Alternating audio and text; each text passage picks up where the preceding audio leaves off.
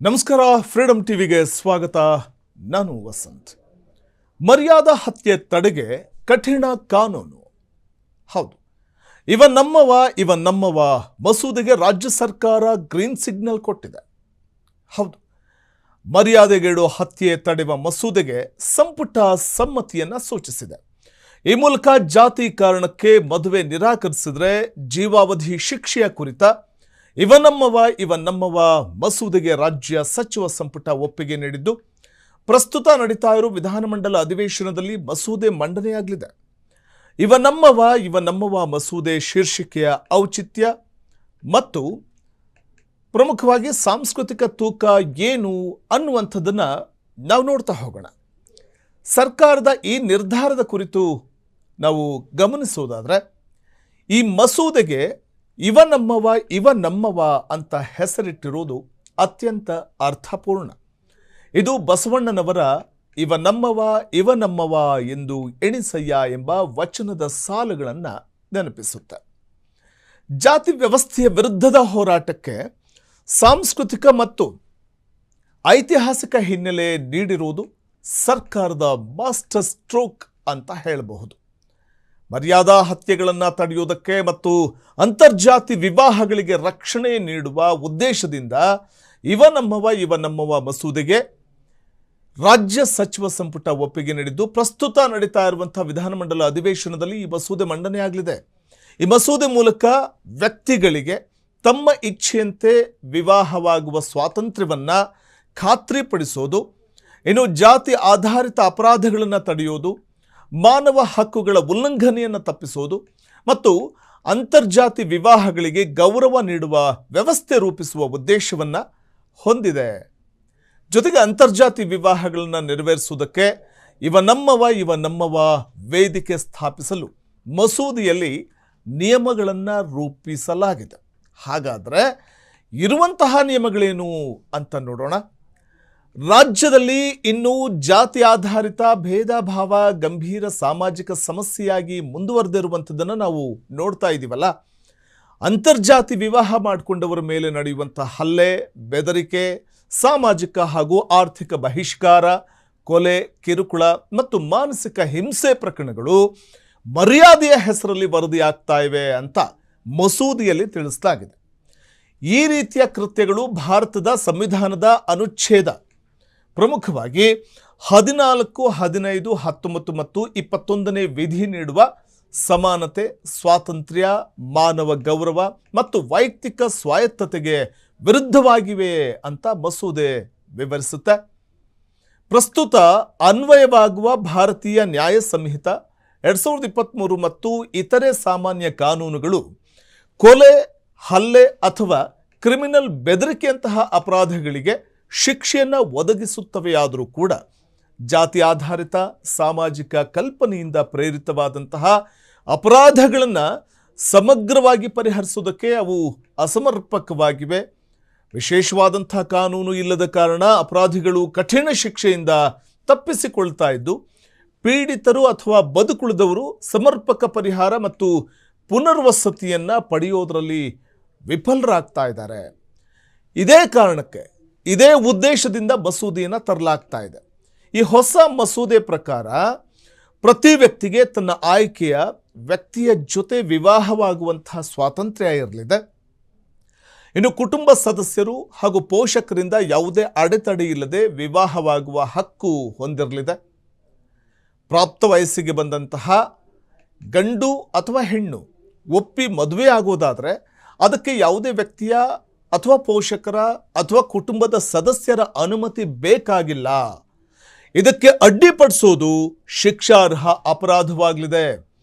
ಯಾವುದೇ ಜಾತಿಯ ಹೆಣ್ಣು ಗಂಡು ಮದುವೆ ಆಗೋದಕ್ಕೆ ಬಯಸಿದರೆ ಆ ಇಬ್ಬರು ವ್ಯಕ್ತಿಗಳು ತಮ್ಮ ವಯಸ್ಸು, ಒಟ್ಟಾಗಿರುವ ಇಚ್ಛೆ, ಸಂಬಂಧ ಈ ಜಿಲ್ಲಾ ಮ್ಯಾಜಿಸ್ಟ್ರೇಟ್ಗೆ ಮೌಖಿಕವಾಗಿ ಅಥವಾ ಲಿಖಿತವಾಗಿ ಡಿಕ್ಲರೇಷನ್ ಕೊಡಬೇಕಾಗತ್ತೆ. ಆ ಮಾಹಿತಿಯನ್ನು ಹತ್ತಿರದ ಪೊಲೀಸ್ ಠಾಣೆಗೆ ರವಾನಿಸಬೇಕಾಗತ್ತೆ.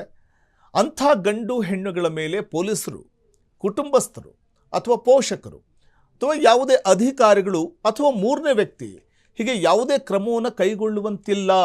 ಈ ಡಿಕ್ಲರೇಷನ್ ಪೂರ್ವ ಷರತ್ತು ಆಗಿರೋದಿಲ್ಲ. ಜಾತಿ, ಸಂಸ್ಕೃತಿ, ಸಂಪ್ರದಾಯ, ಗೌರವದಂತಹ ಹೆಸರಲ್ಲಿ ಯಾವುದೇ ವ್ಯಕ್ತಿ ಕೃತ್ಯಗಳನ್ನು ನಡೆಸೋ ಹಾಗಿಲ್ಲ.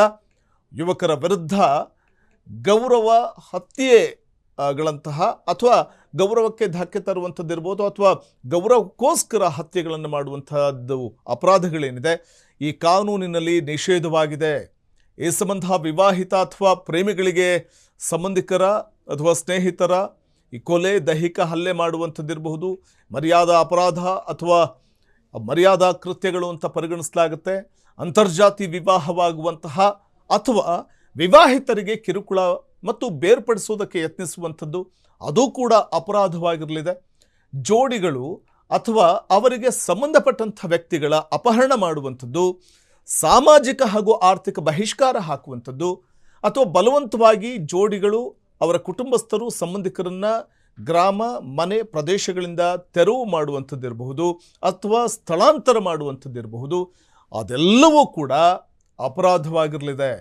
ಅಂತಹ ಜೋಡಿಗಳ ವಿರುದ್ಧ ತಿಥಿ ಅಂತ್ಯಕ್ರಿಯೆ ಮಾಡುವಂಥ ಕೃತ್ಯಗಳು, ಮದುವೆಯಾದ ಜೋಡಿಗಳನ್ನು ಅಣ್ಣ ತಂಗಿ ಅಂತ ಬಲವಂತವಾಗಿ ಘೋಷಿಸುವಂಥದ್ದಿರಬಹುದು ಅಥವಾ ಒತ್ತಡ ಹಾಕುವಂಥದ್ದಿರಬಹುದು, ಅವರ ಆಸ್ತಿ ಹಕ್ಕುಗಳಲ್ಲಿ ಮಧ್ಯಪ್ರವೇಶ ಮಾಡುವಂಥದ್ದಿರಬಹುದು.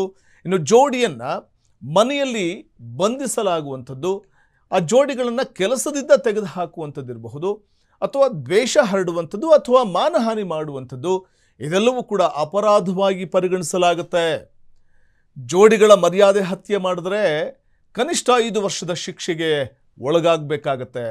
ಇನ್ನು ಗಂಭೀರವಾದ ಹಲ್ಲೆ, ಗಾಯ ಮಾಡಿದ್ರೆ ಕನಿಷ್ಠ 3 ವರ್ಷ ಜೈಲು ಹಾಗೂ 3 ಲಕ್ಷ ರೂಪಾಯಿವರೆಗೆ ದಂಡ ವಿಧಿಸಲಾಗುತ್ತೆ. ಈ ಸಣ್ಣ ಪುಟ್ಟ ಹಲ್ಲೆ ಮಾಡಿದ್ರೆ ಕನಿಷ್ಠ 2 ವರ್ಷಗಳ ಕಠಿಣ ಸೆರೆಮನೆ ವಾಸ ಹಾಗೆಯೇ 2 ಲಕ್ಷ ರೂಪಾಯಿವರೆಗಿನ ದಂಡವನ್ನು ವಿಧಿಸಬಹುದಾಗಿದೆ. ಯಾವುದೇ ವ್ಯಕ್ತಿ ಜೋಡಿಗಳು ಮತ್ತು ಅವರ ಬೆಂಬಲಿಗರು, ಸ್ನೇಹಿತರು, ಸಂಬಂಧಿಕರಿಗೆ ಬೆದರಿಕೆ ಹಾಕಿದ್ರೆ 3 ವರ್ಷದಿಂದ 5 ವರ್ಷದವರೆಗೆ ಸೆರೆಮನೆ ವಾಸವನ್ನು ಹಾಕುವಂಥದ್ದು ಅಥವಾ ಸೆರೆಮನೆ ವಾಸ ವಿಧಿಸುವಂಥದ್ದು ಮತ್ತು 2 ಲಕ್ಷ ರೂಪಾಯಿವರೆಗೆ ದಂಡವನ್ನು ವಿಧಿಸಲಾಗುತ್ತೆ. ಈ ವಿಧೇಯಕದಲ್ಲಿ ಪಿತೂರಿ, ಸಾಕ್ಷ್ಯನಾಶ, ನೇರ ಅಥವಾ ಪರೋಕ್ಷವಾಗಿ ಅಪರಾಧ ಕೃತ್ಯದಲ್ಲಿ ಭಾಗಿಯಾದರೆ ಶಿಕ್ಷೆಗೆ ಗುರಿಯಾಗಲಿದ್ದಾರೆ. ಹೊಸ ಕಾನೂನಿನ ಅಡಿ ಈ ಅಪರಾಧಗಳು ಜಾಮೀನು ರಹಿತ ಪ್ರಕರಣಗಳಾಗಿರಲಿವೆ. ಅಂದರೆ ಬೇಲೆ ಸಿಗೋದಿಲ್ಲ. ಜೀವ ಬೆದರಿಕೆ ಇರುವಂತಹ ದಂಪತಿಗೆ ಪೊಲೀಸ್ ರಕ್ಷಣೆ, ಸುರಕ್ಷಿತ ಆಶ್ರಯ ನೀಡಲಾಗುವುದು. ಇನ್ನು ವಿವಾಹದ ಆಮಿಷವೊಡ್ಡಿ ಜಾತಿಯ ಕಾರಣ ನೀಡಿ ವಂಚಿಸಿದರೆ ಅದನ್ನು ಅತ್ಯಾಚಾರ ಅಂತ ಪರಿಗಣಿಸಲಾಗುವುದು. ಅಂತರ್ಜಾತಿ ಅಥವಾ ಪ್ರೇಮ ವಿವಾಹಗಳನ್ನು ವಿರೋಧಿಸಿ ಪಂಚಾಯಿತಿ ಅಥವಾ ಗುಂಪು ಸೇರುವಂಥದ್ದು ನಿಷಿದ್ಧವಾಗಿದೆ. ಮದುವೆಯ ಭರವಸೆ ನೀಡಿ ಯುವತಿಯ ಜೊತೆ ಲೈಂಗಿಕ ಸಂಪರ್ಕ ನಡೆಸಿ ಬಳಿಕ ಜಾತಿ ಕಾರಣಕ್ಕೆ ಮದುವೆ ನಿರಾಕರಿಸಿದ್ರೆ ಅಂತಹ ಪ್ರಕರಣವನ್ನು ಅತ್ಯಾಚಾರ ಅಂತ ಪರಿಗಣಿಸುವುದಕ್ಕೆ ವಿಧೇಯಕದಲ್ಲಿ ಕಾನೂನನ್ನು ರೂಪಿಸಲಾಗಿದೆ. ಸೊ ಹಾಗಾಗಿ ಮನೆಯವರ ಒತ್ತಡ ಅಥವಾ ಇತರೆ ಜಾತಿ ಆಧಾರಿತ ಕಾರಣ ಸೇರಿ ಜಾತಿ ಆಧಾರಿತ ಯಾವುದೇ ನೆಪ ನೀಡಿ ಮದುವೆಯನ್ನು ನಿರಾಕರಿಸಿದ್ರೂ ಕೂಡ 5 ವರ್ಷಕ್ಕಿಂತ ಕಡಿಮೆ ಇಲ್ಲದ ಹಾಗೂ ಜೀವಾವಧಿವರೆಗೆ ವಿಸ್ತರಿಸಬಹುದಾದಂಥ ಶಿಕ್ಷೆ ವಿಧಿಸೋದಕ್ಕೆ ಅವಕಾಶವನ್ನು ಕಲ್ಪಿಸಲಾಗಿದೆ. ಒಂದು ವೇಳೆ ಜಾತಿ ಕಾರಣಕ್ಕಾಗಿ ಮದುವೆ ನಿರಾಕರಿಸ್ತಾ ಇಲ್ಲ ಅನ್ನೋದಾದರೆ ಅದನ್ನು ಸಾಬೀತುಪಡಿಸಬೇಕಾಗತ್ತೆ. ಇನ್ನು ಯುವತಿಯು ಬೇರೆ ಒತ್ತಡಗಳಿಗೆ ಮದುವೆ ನಿರಾಕರಿಸಿದ್ರೆ ಈ ನಿಯಮ ಅನ್ವಯ ಆಗೋದಿಲ್ಲ ಅಂತ ಹೇಳ್ತಾ ಇದೆ ಈ ಮಸೂದೆ. ಆದರೆ ಇದು ದುರುಪಯೋಗವಾಗದಂತೆ ನೋಡಿಕೊಳ್ಳೋದೇ ಬಹುದೊಡ್ಡ ಸವಾಲು ಕೂಡ ಹೌದು. ವೀಕ್ಷಕರೇ, ಈ ಮಸೂದೆಯ ಮೊದಲ ಮತ್ತು ಪ್ರಮುಖ ಗುರಿ ವ್ಯಕ್ತಿ ಸ್ವಾತಂತ್ರ್ಯ. ಭಾರತದ ಸಂವಿಧಾನದ 21ನೇ ವಿಧಿ ಅಂದರೆ ಜೀವಿಸುವ ಮತ್ತು ವೈಯಕ್ತಿಕ ಸ್ವಾತಂತ್ರ್ಯದ ಹಕ್ಕು ಅಡಿಯಲ್ಲಿ ಪ್ರತಿಯೊಬ್ಬರಿಗೂ ತಮ್ಮ ಜೀವನ ಸಂಗಾತಿಯನ್ನು ಆರಿಸಿಕೊಳ್ಳುವಂಥ ಹಕ್ಕಿದೆ. ಇವನಮ್ಮವ ಮಸೂದೆಯು ಈ ಹಕ್ಕನ್ನು ಕೇವಲ ಕಾಗದದ ಮೇಲಷ್ಟೇ ಅಲ್ಲದೆ ವಾಸ್ತವದಲ್ಲಿ ಜಾರಿಗೆ ತರುವುದಕ್ಕೆ ಪ್ರಯತ್ನಿಸ್ತಾ ಇದೆ. ವಯಸ್ಕರು ಮದುವೆಯಾಗಲು ಪೋಷಕರ ಅನುಮತಿ ಕಡ್ಡಾಯವಲ್ಲ ಅಂತ ಹೇಳುವ ಮೂಲಕ ಸಮಾಜದ ಪಿತೃಪ್ರಧಾನ ಮತ್ತು ಜಾತಿ ವ್ಯವಸ್ಥೆಯ ಹಿಡಿತವನ್ನು ಸಡಿಲಗೊಳಿಸುವ ಕಾನೂನಾತ್ಮಕ ಪ್ರಯತ್ನವೇ ಇದಾಗಿದೆ. ಸಾಮಾನ್ಯವಾಗಿ ಹತ್ಯೆಯನ್ನು ಮಾತ್ರ ಗಂಭೀರವಾಗಿ ಪರಿಗಣಿಸಲಾಗ್ತಾ ಇತ್ತು. ಆದರೆ ಈ ಮಸೂದೆಯು ಮರ್ಯಾದೆಯ ಹೆಸರಲ್ಲಿ ನಡೆಯುವಂಥ ದೌರ್ಜನ್ಯಗಳು, ಮಾನಸಿಕ ಹಿಂಸೆಯನ್ನು ಕೂಡ ಗುರುತಿಸಿದೆ. ಪ್ರೇಮಿಗಳ ಅಥವಾ ದಂಪತಿಗಳ ವಿರುದ್ಧ ಹಳ್ಳಿಯಲ್ಲಿ ತಿಥಿ ಮಾಡುವುದು, ಅವರು ಸತ್ತಿದ್ದಾರೆ ಅಂತ ಸಾರುವ ಮೂಲಕ ಸಮಾಜದಿಂದ ದೂರವಿಡುವಂಥದ್ದು ಅಥವಾ ಬಹಿಷ್ಕಾರ ಹಾಕುವಂಥದ್ದು, ಅವರನ್ನು ಅಣ್ಣ ತಂಗಿ ಅಂತ ಬಲವಂತವಾಗಿ ಘೋಷಿಸುವಂಥದ್ದು ಅಥವಾ ಸಾಮಾಜಿಕ ಬಹಿಷ್ಕಾರ ಹಾಕುವುದು, ಇದೆಲ್ಲವೂ ಕೂಡ ಈಗ ಕ್ರಿಮಿನಲ್ ಅಪರಾಧಗಳಾಗುತ್ತೆ. ಇದು ಕೇವಲ ದೈಹಿಕ ರಕ್ಷಣೆಯಲ್ಲ, ಬದಲಿಗೆ ಆ ದಂಪತಿಗಳ ಮಾನವ ಗೌರವ ಕಾಪಾಡುವಂಥ ಒಂದು ಕಾನೂನು ಇದಾಗಲಿದೆ. ಇನ್ನು ಈ ಕಾನೂನಿನ ಅಡಿಯಲ್ಲಿರುವಂಥ ಡಿಕ್ಲರೇಷನ್ ಪ್ರಕ್ರಿಯೆಯು ಅತ್ಯಂತ ಪ್ರಾಯೋಗಿಕವಾಗಿದೆ.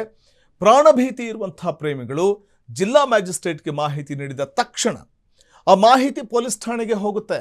ಇದರಿಂದ ಪೊಲೀಸರು ನಮಗೆ ವಿಷಯವೇ ಗೊತ್ತಿಲ್ಲ, ನಮಗೆ ವಿಷಯವೇ ತಿಳಿದಿರಲಿಲ್ಲ ಅಂತ ನುಣುಚಿಕೊಳ್ಳುವುದಕ್ಕೆ ಸಾಧ್ಯನೇ ಇಲ್ಲ. ಅಲ್ಲದೆ ಇಂತಹ ದಂಪತಿಗಳಿಗೆ ಸುರಕ್ಷಿತ ಆಶ್ರಯ ತಾಣ ಅಂದರೆ ಸೇಫ್ ಹೌಸಸ್ ಅಂತ ನಾವೇನು ಹೇಳ್ತೀವಿ, ಸುರಕ್ಷಿತ ಆಶ್ರಯ ತಾಣ ಮತ್ತು ಪೊಲೀಸ್ ರಕ್ಷಣೆ ಒದಗಿಸುವಂಥದ್ದು ಸರ್ಕಾರದ ಹೊಣೆಯಾಗಿದೆ.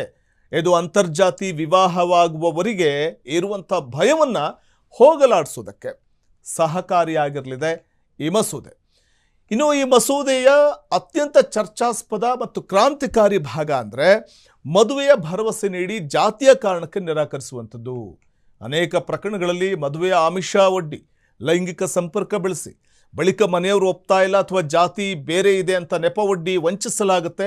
ಇಂತಹ ಕೃತ್ಯಗಳನ್ನು ಈ ಮಸೂದೆ ನೇರವಾಗಿ ಅತ್ಯಾಚಾರ ಅಂತ ಪರಿಗಣಿಸುತ್ತೆ. ಇದು ಯುವತಿಯರ ಪ್ರಮುಖವಾಗಿ ಅವರ ಹಿತರಕ್ಷಣೆಗೆ ಮತ್ತು ಬದ್ಧತೆಯುಳ್ಳ ಸಂಬಂಧಗಳಿಗೆ ಹೆಚ್ಚಿನ ಆದ್ಯತೆಯನ್ನು ಒತ್ತನ್ನು ನೀಡುತ್ತೆ.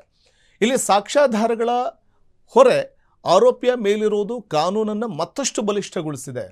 ಇನ್ನು ನಾವು ಈ ಕಾನೂನಿನಡಿ ದಾಖಲಾಗುವ ಪ್ರಕರಣಗಳು ಜಾಮೀನು ರಹಿತವಾಗಿರುತ್ತೆ ಮತ್ತು ಸುಲಭವಾಗಿ ಹೊರಬಂದು ದಂಪತಿಗಳ ಮೇಲೆ ಮತ್ತೆ ದಾಳಿ ಮಾಡುವ ಅಥವಾ ಸಾಕ್ಷ್ಯ ನಾಶಪಡಿಸಲು ಸಾಧ್ಯವಾಗುವುದಿಲ್ಲ.